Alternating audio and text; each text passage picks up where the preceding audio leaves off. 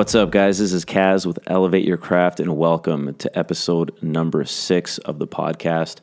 This episode touches on two areas that are important for everyone, no matter what level of training you're at, whether it's the beginning, at an intermediate level or even advanced. But you'll probably see a slight lean toward the beginner, because at that time, normally, you don't have that great amount of knowledge or experience to feel confident in your decisions.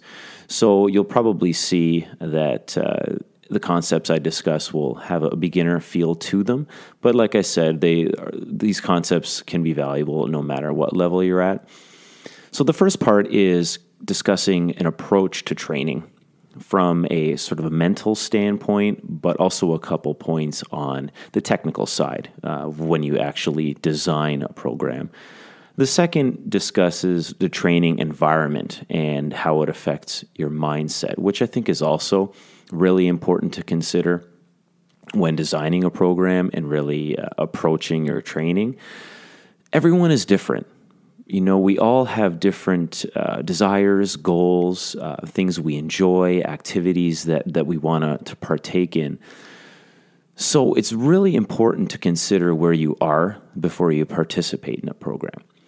And this is often where having a personal trainer comes in. They help establish a baseline based on your goals and work from there. And if you go the other way and you approach it yourself, which is perfectly fine, you want to make sure that you're really honest about this baseline. And, where am I? Am I a complete beginner? Okay, then I'll have to approach it this way.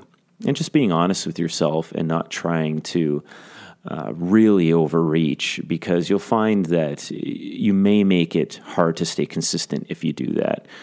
But if you aren't able to establish a baseline, it's also difficult to understand how to optimize your routine. And this is why it's also difficult for a lot of people to adhere to many of the popular fitness programs. You just need to be in insane shape to even start.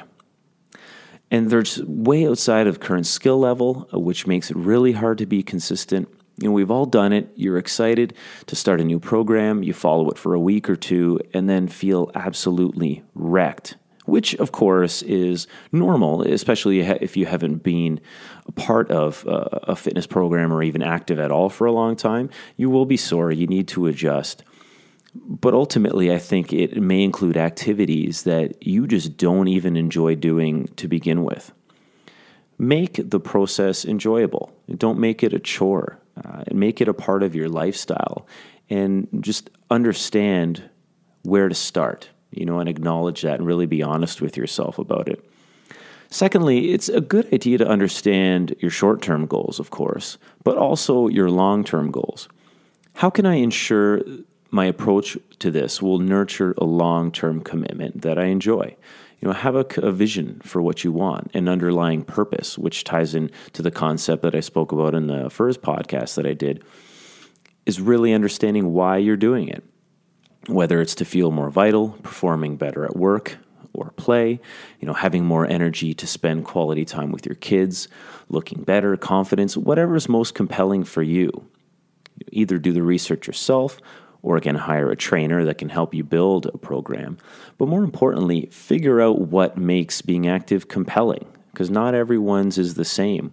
Going back to the workout program, following one of those popular fitness programs, that could be okay for someone, but it might not be for someone else. So really understand and decide, how can I make being active compelling? Because that will just help a great deal in you adhering to it and actually making it a part of your lifestyle and something you enjoy. The third is understanding what challenges will occur. And this is very important because they will occur. No matter what, you'll hit plateaus.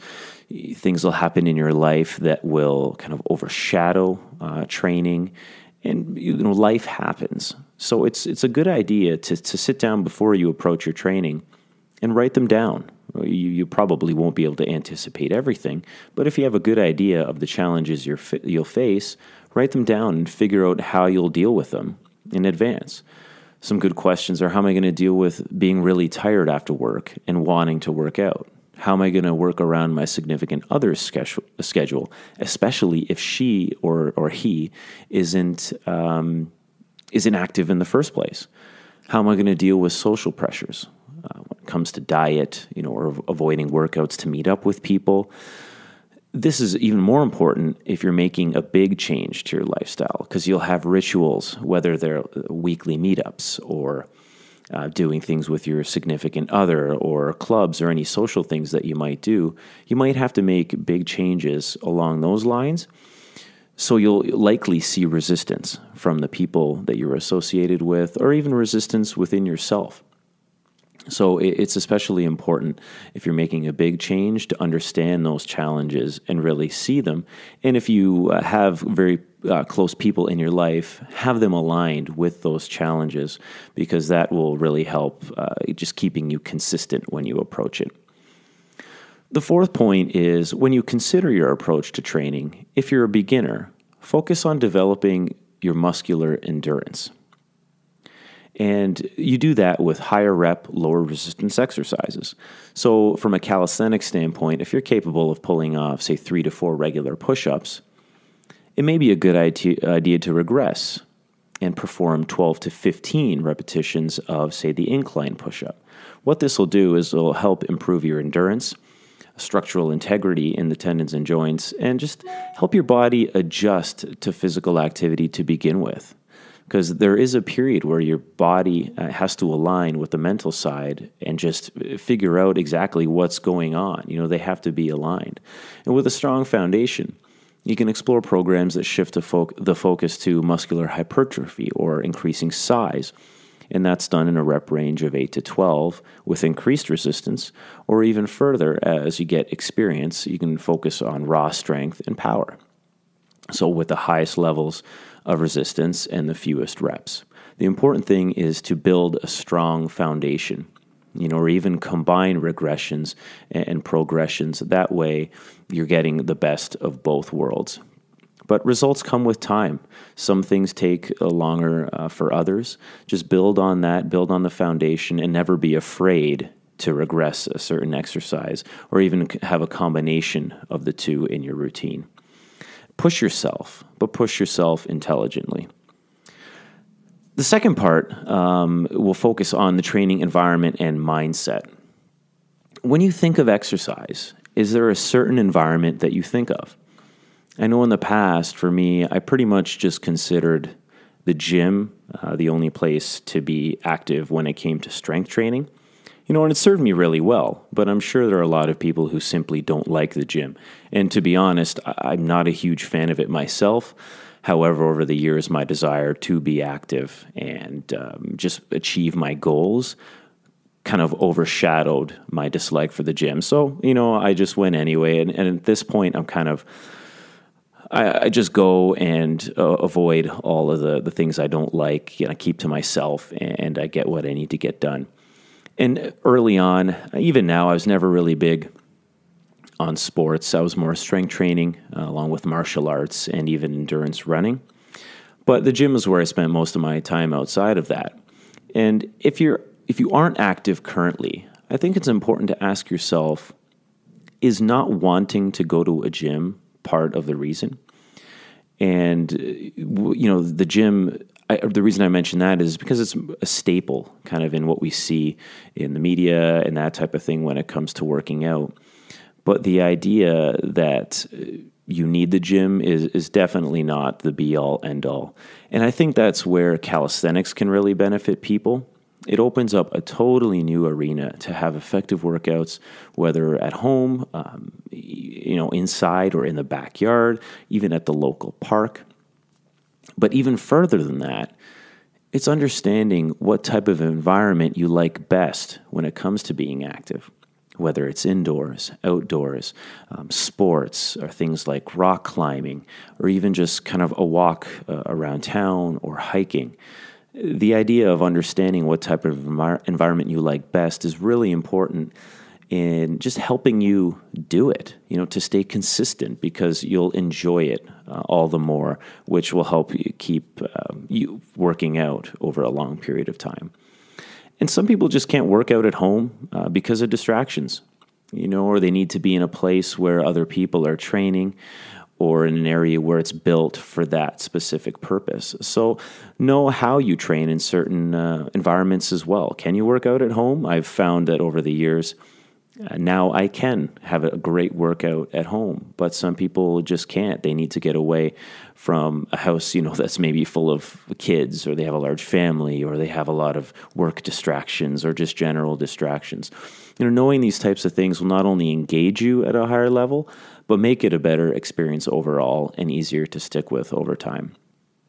One final aspect that I think is important to understand is what you currently associate to actually getting up and going to train.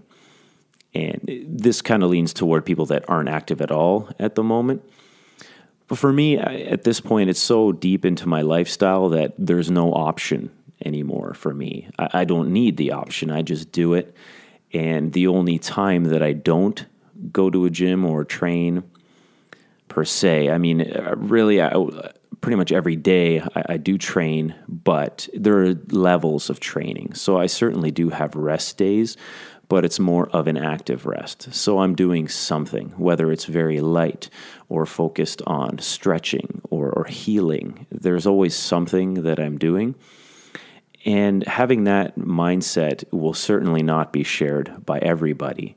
But what's important to understand is what you consider with going to the gym. Do you work an office job where you're at work all day and then you have to get home to whether it's a family or just yourself, and you think, okay, well, now I got to go home, I've got to change, then I've got to pack my bag, I'm going to have to go get gas. I don't even have a membership at this point. I'm going to have to go get a membership and go through that whole process.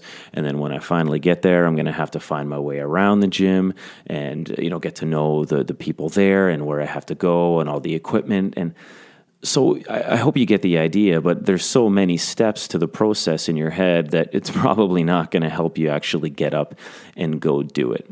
Whereas if you think, okay, I'm just going to get up and go and deal with it, it may be a better way to kind of think of it. That way you're just not making it harder for yourself to actually go.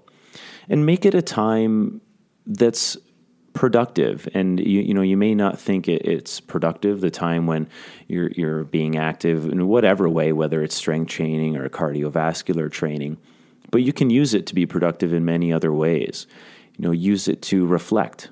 Use it to reflect on the day, figure out what you want in whatever area of life. Think about all the great things you have in your life. Think about things you have to do, things that you enjoy doing.